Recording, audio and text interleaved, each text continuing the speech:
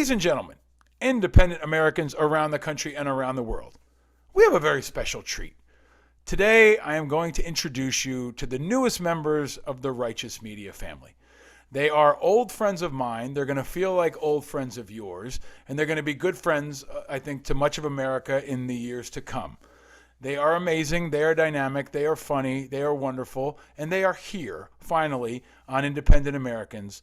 I am very proud to welcome the co-hosts of the B-Dorm podcast, the great and powerful Jehricko J.T. Turner and Don Elivert. Welcome, gentlemen, to Independent Americans.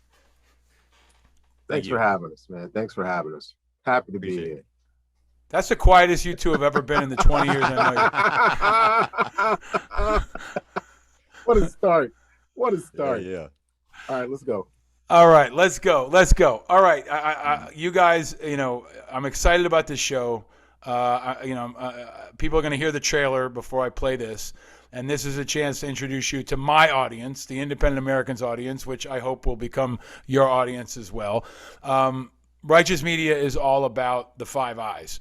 Right? In independence, integrity, information, inspiration, impact. You're bringing all 5 of them, and you have been your whole lives. That's why I'm excited to introduce you to the world and to the Righteous Media community.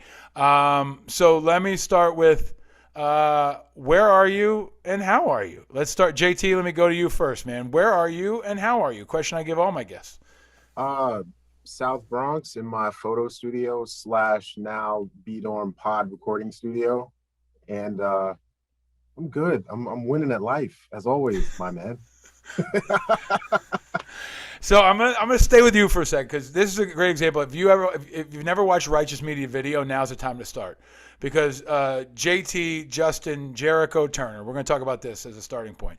But the man is just fantastic, and so is his setup. So he's got. Tell us about where you are, what's going on here in this visual.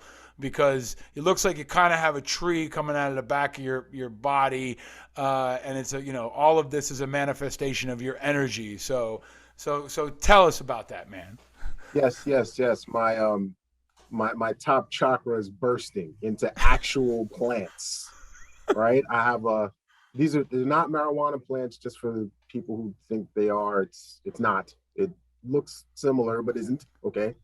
We'll get to that later. Watch that Montel. So I'm in my photo studio, as I mentioned. I work with a small PR company that works with small fashion brands, and I do shoots for them at pennies on a dollar because I have the flexibility to do that. I'm blessed to be in a situation where I can help out some brands that don't really have any money. When me and Don got together, and I know I'll let Don speak for himself. When we decided we wanted to do this pod, we got to a point where we were like, we're just kind of tired of talking to our friend group. You know what I'm saying? About things that are both hilarious and pertinent, and sometimes both. And we were having these like fire conversations, and we were just like, all right, we got to bring this to Paul. Yeah, and that's a great lead. Like, that's how we got here, right? Like, I want to expand on what B-Dorm is, where the name comes from, why you guys want to do this show, more about who you are and the vision for it going forward. But this is a great 1-2 punch. I love the shit out of both of you guys. I've known you for 25 years or whatever we've known each other now, right? So I'm excited to dig deeper into that. But with that, I got to shift into the smoother side, right? If you're the edge, he's the smooth. We'll figure out all the different ways to structure this. But the great and powerful and smooth Don Elivert, my friend, where are you and how are you? First off, appreciate you, Paul. Appreciate you bringing us on. Appreciate you putting us on.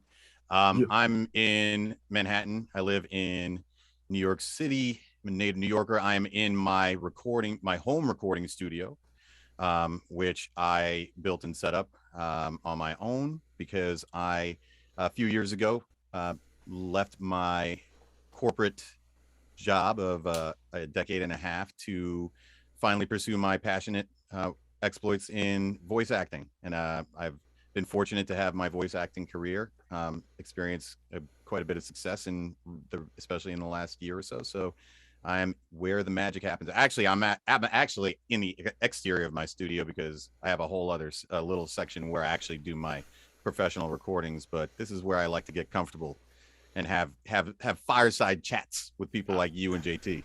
I'm excited for you to play in this audio space. I was looking at, I think it was your Instagram where you did this thing where you basically created an a cappella group with your different voices. And what song did you do? Was it? I've done a bunch of them, but you probably heard when I did "Kiss from a Rose." I'm guessing. Yes. Yes. You did "Kiss from a Rose," right? Which was so cool and smooth, and part of why I'm excited to expand the Righteous Family into more audio, more video, more extensions of that. You both are creative forces, but I got to ask you, for folks who are watching, what is behind you, Don? You've got the recording studio thing, you got the cool mic and the headphones, but what's the picture with the waves behind you and the other thing over your left shoulder? All right, let's start with the over the left shoulder. We've got about 10, 15 years ago, I asked my little sister, who's has quite an artistic hand herself. I can't draw for shit, but she can. And I asked her to draw me some samples for when I was thinking about getting another tattoo that was going to be an Aries symbol. So that's one of the ones that she drew me. And I never ended up getting it tattooed, but I'll make you a deal. When we hit, you name the number of subscribers to the B-Dorm podcast that you think we should get. And when we hit it, I'll get that tattooed on me. 1. You set yourself up, bro. That's a setup. I did myself guys. Wrong on that one, huh? Come on, Don. Like here we go. Let's go. Okay. But yeah, look, I'll give you now $1 million. Let's say $1 million, and then maybe every year on the date of the dropping your podcast, you can get a tattoo. We can play with it. We had Scott Campbell on my show, the tattoo genius. Maybe I've always wanted to pull together all of the Righteous Media extended family. So maybe we can get Scott Campbell to do an annual B-Dorm tattoo event. What do you think about that? Hey, that sounds great to me. Do you have any tattoos right now? I actually have one that I got in college, which was inspired by the a cappella singing group I was in, which is why you hear me doing singing sometimes. It's a Zumba's inspired tattoo that I drew myself. So I got one, but I need to even out. So we'll make it happen. All right, and JT, then, go ahead, please. Go ahead. Oh, sorry. I was just gonna say, and then you asked about this one back here. I'd be remiss if I didn't tell a story on that bad boy, because that is my unique voice waves that my now fiance, as of 3 days ago, I believe. 3 or 4 days ago, newly engaged. She got me this for our anniversary last year, and that is my unique voice waves saying one of my favorite quotes from Bane in The Dark Knight Rises, where he says, "The shadows betray you because they belong to me." You got to give it. Yeah, you got to bring it. Do it.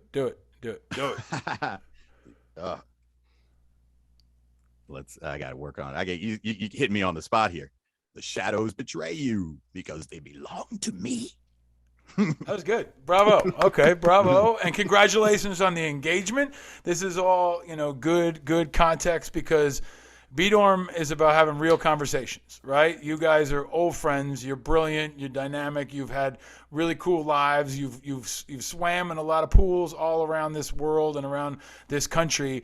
And I want to bring people back. JT, I am going to ask you about your tattoos, because I'm not going to let you get off on that one. But before I get to that, let's talk about B-Dorm. Like, B-Dorm, for folks who don't know, was this kind of epicenter of where cool guys hung out, right? Like, you had a very cool room group of different guys.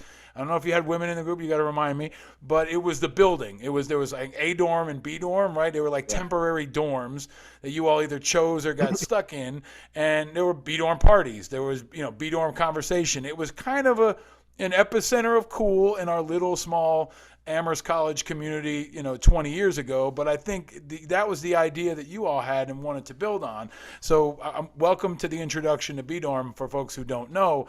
But I think I got excited about this because it was about having real conversations that you're not hearing, especially on tough subjects, right? Like politics and race and culture and gender and so many other things that are happening, but also with the realness of having fun, about talking about life, music, so many other things. But what do you guys think? And maybe JT, I'll go to you. What do you think is the most? What do you want people to know about B-Dorm? About the place and this show, your vision for this show? I think the you hit a lot of it. The premise was built around, we had 10 guys in a room group. Excuse me. We didn't all live in the same room. We had our little singles, and then there were 10 of us, and then we had 2 common rooms that we shared.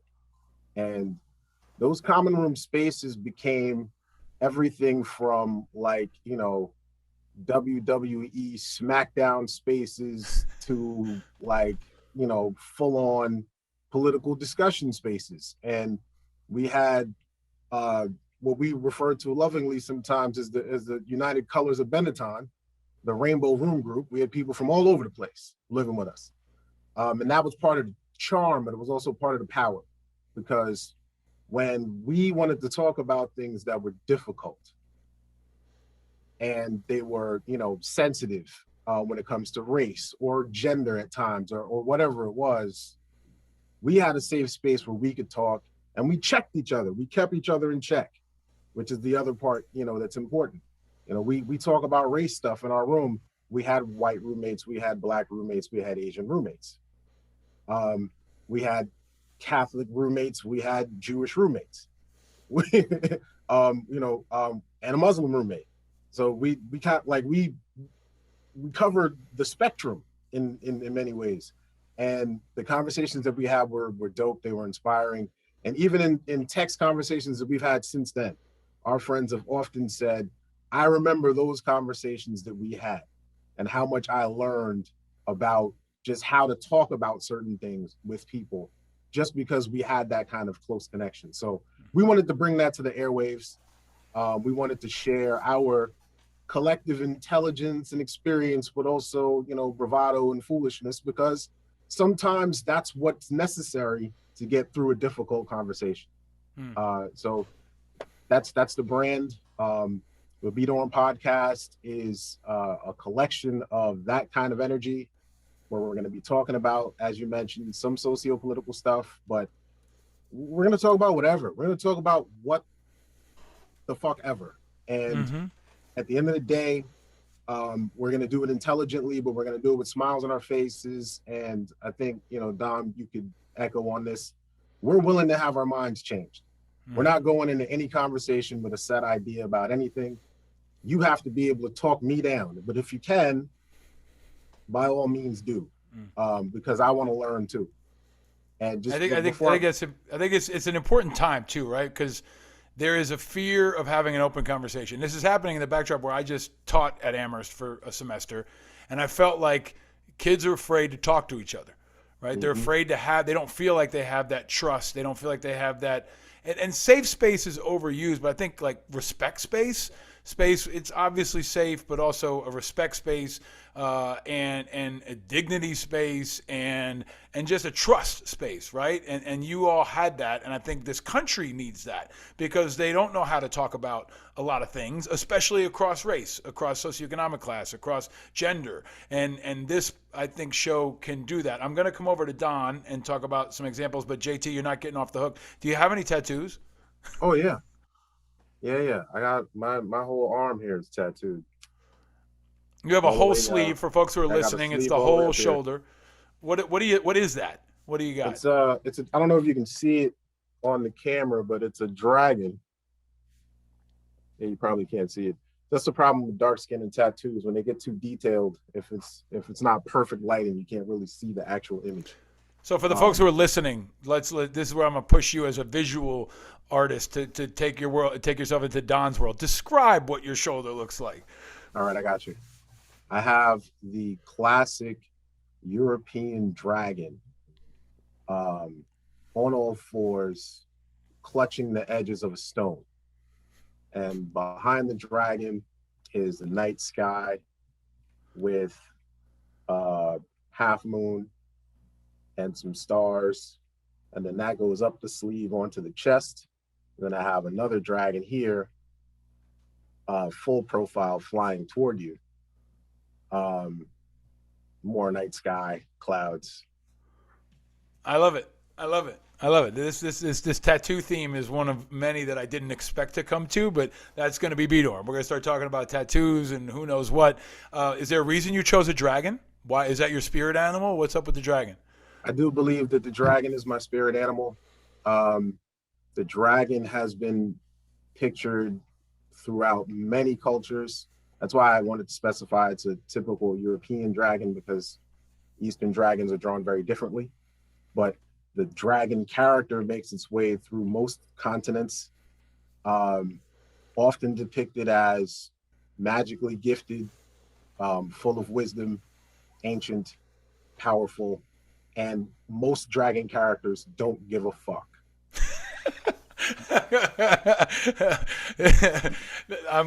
That's a perfect transition. So Don, the episode 1 is up now. We're going to do this every 2 weeks or so, dropping on Fridays. I'm trying to find ways to compare folks, shows to folks, maybe to give them a frame of reference. I've said, it's got a little bit of maybe The Breakfast Club with Charlemagne, maybe a little bit of old school Howard Stern. I mean, it's a more open, free flowing conversation with two guys who can go uptown, downtown, everywhere in between, with politics and culture, sports, right? We're going to go into all those areas. But even in episode 1, the headline is, what does it mean to celebrate blackness? It is Black History Month. We're launching this show during that. It's not the only thing we're going to talk about, but it's an important thing. We're also talking about street food last meals, right? If you had to have a last meal, which street food would you use? We're talking about Kwanzaa, Black Panther and Martin Luther King, opportunity or oppression, and the traveler's cheat code. Maybe can I ask you, number 1, Don, what do you want people to know about this show and your vision for it? And then pick one of those. Maybe the traveler's cheat code, tell people what that's all about. But if you don't mind taking it from there, since JT gives so little fucks. Absolutely. Well, JT and his no giving a fuck attitude is actually part of what made me want to do a podcast, because quite frankly, I was more into my other vocal artistry of, doing commercials, doing audiobooks, that type of stuff. I didn't actually even want to do a podcast, but when you got someone as charismatic as JT as your friend, and then some of the conversations he and I have, because about me, people that know me well know that my brain is just constantly spinning. I was that kid that used to get in trouble in school for asking too many questions, which I think is, to me, that's a sign of, like, if you're a teacher and you're telling kids to shut up because they're asking too many questions, then I'm questioning you as a teacher, because that was always the feedback for me as a kid. Great student, too many questions, because I always want to know the why. And I love to play devil's advocate. JT could tell you this, but like, even if I agree with you on something in full agreement, right, I'm going to ask you, why the hell do you believe that? Because most people nowadays, especially in the last few years of our society, we're dealing with where we should be making progress, where we have more information at our disposal. We have more ability to become informed about things and formulate your own educated opinions. Yet somehow we're ending up with this much more everything is binary. You're either on the left side, the right side, where 95% of us, in my opinion, probably fall in the middle, in between. But everybody's getting so stuck and entrenched in this whole, like, basically regurgitating what they hear on one side or the other. And, you talked about the eyes, obviously independent being one of the top, those top eyes. I think we need more discussion where the point of discussion is not just to shout at the top of your lungs to try to for everybody to agree with you, but like JT said, change my opinion, or tell me, if you want me to believe your opinion, at least demonstrate to me that your opinion is coming from an informed place, so that I have reason to actually join you in that opinion. So I'm not afraid to ask why, even if I think I know the why. I want to know what your why is, and I'm not afraid for you to convince me to change my opinion entirely. So I think we just need to have more of that type of discussion. And to JT and your point about where, what B-Dorm was, going back to the point of B-Dorm, since some of these things like social media and some of the technologies we have now didn't exist, we were forced to sit down and hash out some of these hard discussions with each other. And that's what we want to get back to, is learning from each other, learning to have mutual respect despite our differences of opinion. That's great. I love it. All right, Traveler's Cheat Code, what is it? All right, so the Traveler's Cheat Code. So JT and I are both well traveled. I've gotten to travel extensively I was a global account manager and business developer for a one of the largest companies in the multilingual business services space. So I spent a decade and a half traveling in the world.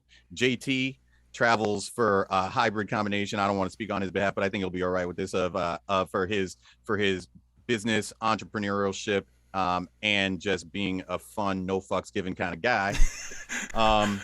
And we in that first episode, we just get into talking about if you're going to travel, and don't just travel and go sit in a resort somewhere, in a fancy resort, sipping on cocktails and not actually learning anything about the culture or the region where you are, and treating the people around you like servants that are getting paid to wait on you hand and foot. Learn something, enjoy, appreciate the people, appreciate the culture. So I asked JT to break down what the cheat code is on how you accomplish that while allowing yourself to be treated like royalty in your travels.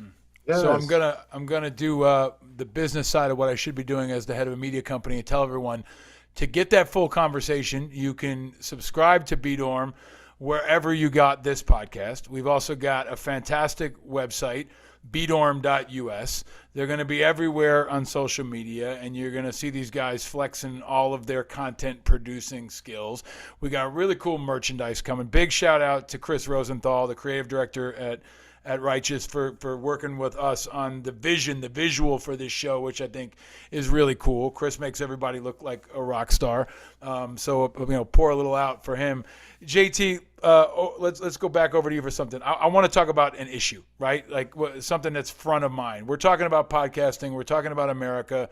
Joe Rogan's out there, right? And this is kind of the hot button issue. You guys are talking about stuff that is important to talk about. Joe Rogan demonstrated, in my view, how not to talk about a lot of things, right? Whether it's COVID and vaccines or race. And so what's your take? What's the JT hot take on Joe Rogan using the N-word? And let's use that part specifically, because I think the COVID part is different. But since we are going to talk about race, I think you are going to help people understand some complicated issues and bring in guests. We'll bring in a lot of folks who've been guests on my show and in other places. But what's your take on Rogan and the use of the N-word and where he sits right now? All right, so it's I want to parallel Joe Rogan and Trevor Noah, and this is why. So when Joe Rogan went, all niggered out, which is what we're gonna call it for the moment. I think it was India Arita posted, somebody posted the combo clip of him just dropping N-bombs for like a decade. Yeah. And then Trevor Noah on his show basically said that Joe Rogan was using racism for laughs. And I was reading online, and someone tried to create an equivalency because Trevor Noah once got in trouble for making some anti-Semitic jokes. And at that time, one of his biggest defenders was Joe Rogan. And so the irony there was that the person who was trying to make the equivalency missed the crux of the argument, which is Trevor Noah made two jokes, which he got crucified for in the media very publicly and apologized for. Joe Rogan was doing this for almost a decade, got away with it mostly, and when finally got caught, then apologized. Like there's a that's false equivalency. And this is what goes on a lot in our media, where people try to place things next to things because they smell similarly. All right? They are not the same. And those are two very different individuals. So when you look at the resume of a person and all the things that they have done, not just said, but done, right? And you try to compare apples to oranges, it's ridiculous. It makes me laugh at home because I'm saying to myself, there's a large portion of our population who at first read, intelligent people will say, oh, it's probably the same thing. Oh, he's a hypocrite. And now they're retweeting it, and now they're roasting Trevor Noah, calling him a hypocrite, without processing the fact that one individual's acts, making a couple of jokes that were off color, versus another person who literally did this for what was 9 years or something. They had clips from 9 years ago. Right. And says now he understands that he wasn't supposed to use that word. Was he living in a different America, Paul? Like, was he living in a different place? Like, this is the shit I'm talking about. If you want to create an equivalency between things, you have to compare things that have equal value. These two things don't have equal value. And oftentimes in our media, in public spaces, in private spaces, people are making comparisons that are dumb. They don't make sense. And they are living in different places, right? And that's part of this. Like, Joe Rogan is living in a very different America than Trevor Noah. And Trevor Noah grew up in South Africa, right? Where he had an entirely different experience with regard to race and everything else, right? So they're so unequal. But I think the power that I saw is just there's an authenticity, right? Like, I think Trevor Noah is crushing it right now, but he's also doing something really important that Rogan sometimes does. Like, I listen to Rogan, I understand Rogan, I will be critical of Rogan, but they're teaching, right? And Trevor Noah is teaching people a lot about race right now, and Joe Rogan is teaching people in the same way Donald Trump taught people, like, don't be me, right? I used to tell my kids, here's Barack Obama, this is a president you should be like, and here's Donald Trump, a person you should not be like. Be nice, don't be an asshole, don't use these words, right? There's a contrast there, and it's a teaching moment on all sides here. And I think they're both going to continue to be teaching moments, but that's what I'm hoping you all, and I know you all will be in this show. You'll be teachers, right? You'll help open it up through your perspective and the many worlds you live in and will bring people into the show from. Don, I want to give you just a chance to opine. It can be Rogan. It can be the crisis happening in the NFL. It can be Joe Biden. It can be the truckers in Canada. What's an issue that's got you energized, or you think you want to dig into? Well, I'm gonna pick up on what Justin was talking about, because just to give you a flavor of how we chat and what you'll see on the Beaudorm podcast, because we actually, my take is slightly different than Justin's, even though I'm equally appalled at what I saw at first. Like I was saying before, I like to play devil's advocate. So I thought to myself, all right, I'm about to be on a podcast, about to have a platform. There's a possibility after we experience enormous success over the next decade, somebody could chop up some of the shit that Justin and I say and make us look like a couple of assholes, right?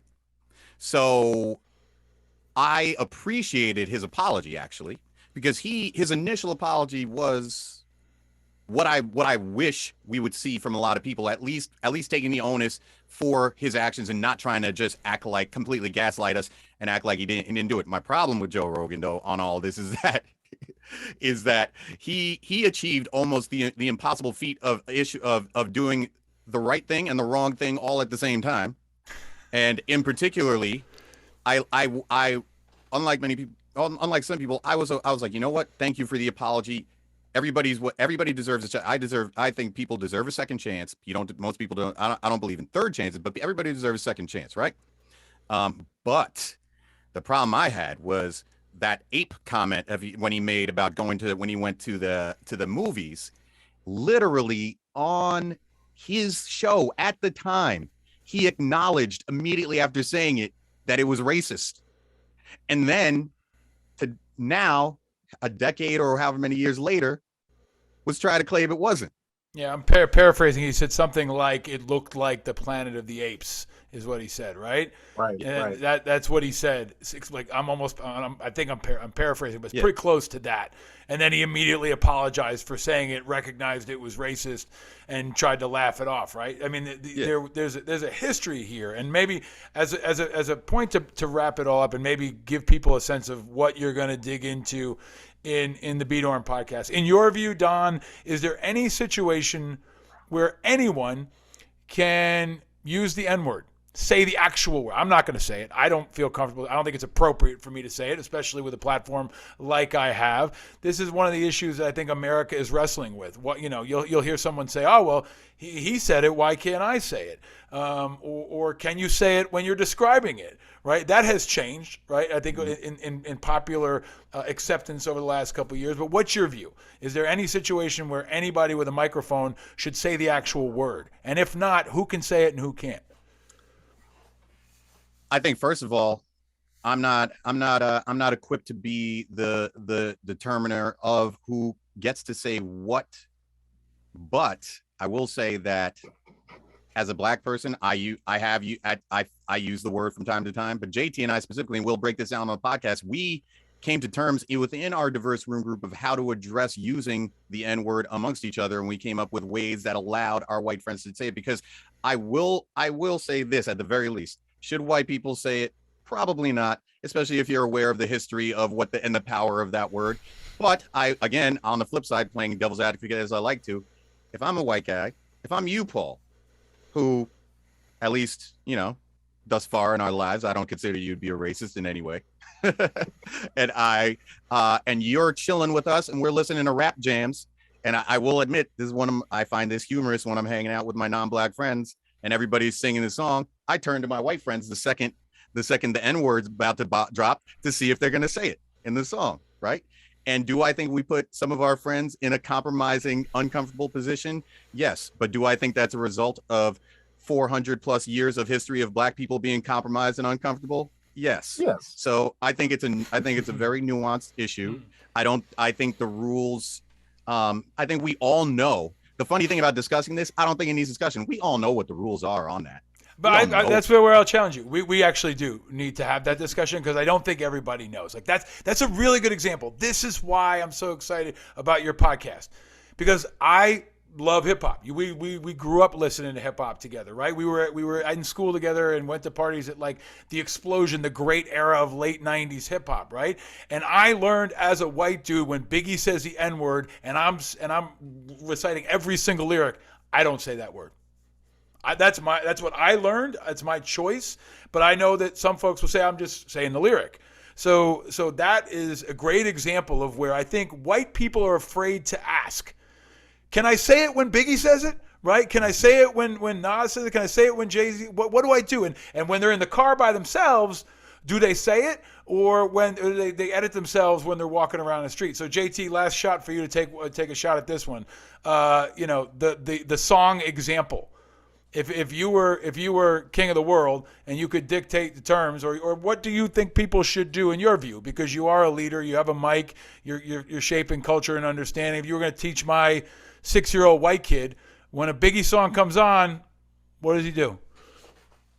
I think first of all, understand the history, and then make your own decision. And I don't mean to be passe about it. All right. The fact of the matter is, if you understand the history, that's first. Then, if you're in your car by yourself and you're rapping along, you happen to drop an N-bomb and nobody's around to hear you, does the tree make a sound? I don't know. It doesn't exist to me. So I don't even pretend to try to police something like that.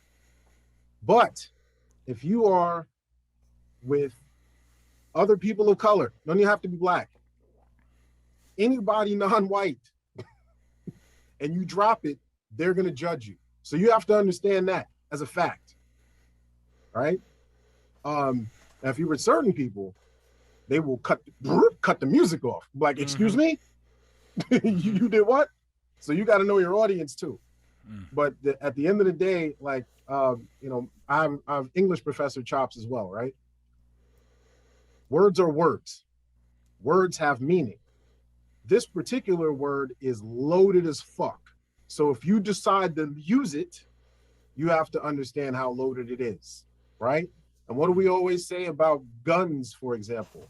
If you have a gun safety means you don't keep it loaded, all right? N/ is a loaded gun. So anytime you deal with it, you're dealing with a dangerous thing. So you have to treat it like it's a dangerous thing. That would be my advice. And I will say this also. Please. there's a difference between like a Tarantino writing nigger in a script and having characters say it to each other. And I've had some people like try to crucify Tarantino as like a racist because he spoke in a language that those people probably his characters spoke in. Like, I don't have a problem with that. Like, that's dumb. Like, people are fishing for things to be mad about, right? Music is music. It's art. And when rappers use the N-word in their music, it's because that's what the lyric demanded. It's like if you talk to any other artist, they're like, why'd you use red here in this painting? That's what the painting demanded. So we don't question why they use lyrics. But if you like the song and you're rapping along, we will question you if you say certain words in certain contexts. So to sum that up, know your history, make the best decision that you think you can make. Best decision I think we could make was to launch this podcast. So I'm excited about that. I'm going to send out into the universe, hey, Quentin Tarantino, I think you'd be a great guest on this new podcast called the B-Dorm Podcast. So throwing that out into the universe. And I'll ask you guys number one, stick around for Patreon members if you can. We're going to give these guys the quick fire questions you all Patreon members know and love. We're going to ask them real fast about whiskey, pancakes, all that good shit. But who's a dream guest? Who'd you love? I'll start with you, Don, and come over to JT. Who would be a dream guest, and any quick final thoughts you got for our audience? Lately, I've been thinking I want Sean Penn because I'm fascinated by how someone from his background gets so heavily involved in Haiti, and I'm Haitian. I'm first generation Haitian American, and all the work he's done down there. And I think it's fascinating that he's chosen to dedicate such a substantial portion of his life to something that that me as a Haitian hasn't even come close to doing the type of work that he's done for Haiti. So I would love to actually have a conversation with him about that. Cool. Excellent. JT, you get to close. All right. As all of us are New Yorkers, I just want to point out, y'all see this jersey I'm wearing right here. All right. This is New York City Football Club. This is the only championship team New York has. All right. New York sports right now is trash, except for this team. Okay, this is the only good team we have. So I would love to get anybody from that squad who speaks fluent English, because it's a lot of foreign players. But I would love to get anybody from that squad on here just to talk about like what New York sports really is. Also, they play in Yankee Stadium, which is not a regulation soccer/football stadium. So they have to make a lot of compromises. In fact, they're competing in the CONCACAF now, which is the North American, Central American, and Caribbean soccer tournament. And they can't play at home because their stadium isn't regulation. So their home match is going to be in LA. So anyway. There's a lot about New York sports that ain't right. And I'm going to admit to you guys, because you're my friends and to our audience, I found out last week that they won the MLS Cup. I was like, oh shit, they won it? Because I kind of, it was busy, stuff was going on. And I honestly, I was like, oh shit. I kind of track on it. You guys know I'm into soccer, but I'm not there, right? Haven't been to a game yet, want to go to a game, want to take the kids, all that.